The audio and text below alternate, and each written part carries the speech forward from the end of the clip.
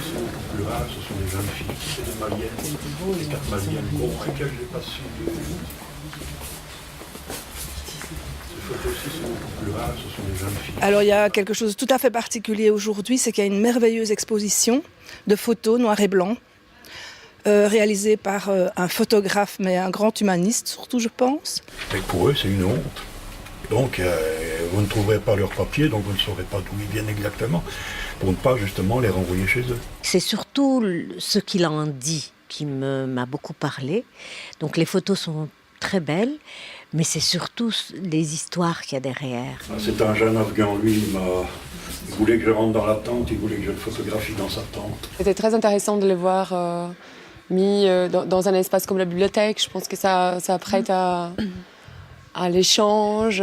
C'est plein d'humanité, c'est très touchant et je pense que ça doit absolument avoir l'occasion d'être diffusé pour sensibiliser un maximum de personnes sur des thématiques de l'exclusion, de l'immigration, des conditions de vie difficiles des gens. Cet attachement à la commune, quelles que soient nos origines, notre statut social, je suis de Saint-Josse.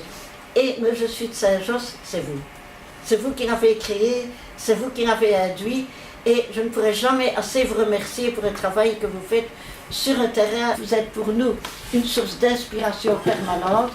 Alors, en ce qui concerne, parce que je ne peux pas laisser l'expo sans dire un petit mot, nous avons beaucoup à faire à ce cas ici à Saint-Josse. Nous nous battons aussi pour assurer la sécurité de tous nos citoyens. Avant tout, c'est des rencontres humaines. Donc, quelles que soient les formes qu'on leur donne, aujourd'hui, nous avons donné la forme de matinée de réflexion sur les processus administratifs et juridiques dans notre secteur associatif, ce qui nous a permis de voir de près et de surtout mutualiser et renforcer un petit peu le terrain par des pratiques à la fois qui nous questionnent et qui nous posent à la fois problème parce que nous ne voulons pas sanctionner les gens par notre pratique et au contraire, nous voulons aider.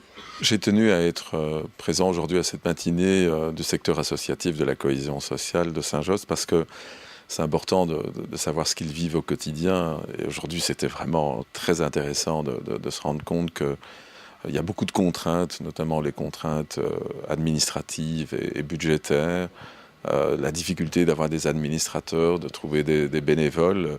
Et malgré toutes ces contraintes, on sent toute la passion qu'ils ont à transmettre les cours de français, la citoyenneté aux nouveaux arrivants, aux apprenants. C'est une situation très complexe parce que, surtout dans les priorités 1 et 2, on voit qu'il y a énormément des volontaires. C'est parfois les volontaires qui tiennent tout le travail des associations. C'est important pour nous, en tant que centre régional, d'être connectés aux réalités locales. Donc il y a eu beaucoup de choses qui ont été dites ce matin.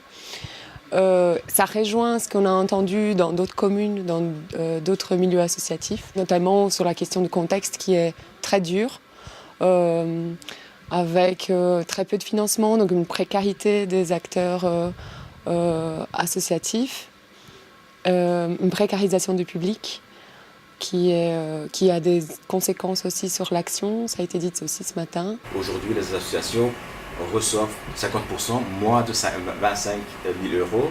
Ça signifie qu'en fait, c'est même pas un temps plein.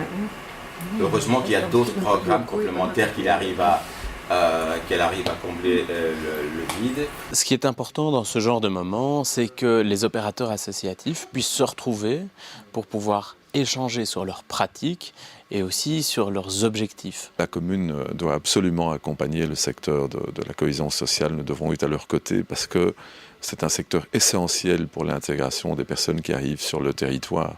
Et je crois que les autorités, je pense notamment à la COCOF, à la région bruxelloise, doivent aussi prendre leurs responsabilités. Il faut absolument simplifier les demandes de subsides.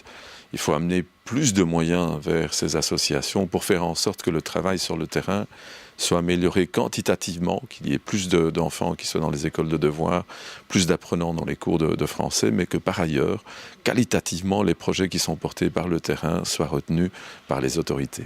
Il est utile que le monde associatif se pose des questions sur son travail. Et il y a uniquement les personnes qui travaillent dans les associations qui peuvent éventuellement se rassembler pour en discuter. Voilà pourquoi des matinées comme celle-ci sont importantes et intéressantes. On peut pas uniquement fonctionner, il faut aussi avoir une réflexion sur sa pratique. L'enjeu, c'est de pouvoir prendre en charge une réalité sociale qui est le besoin de cohésion sociale à Bruxelles de manière collective.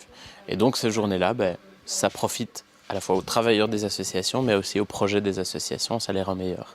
C'était très très productif, créatif, instructif. C'était vraiment très intéressant d'être là aujourd'hui.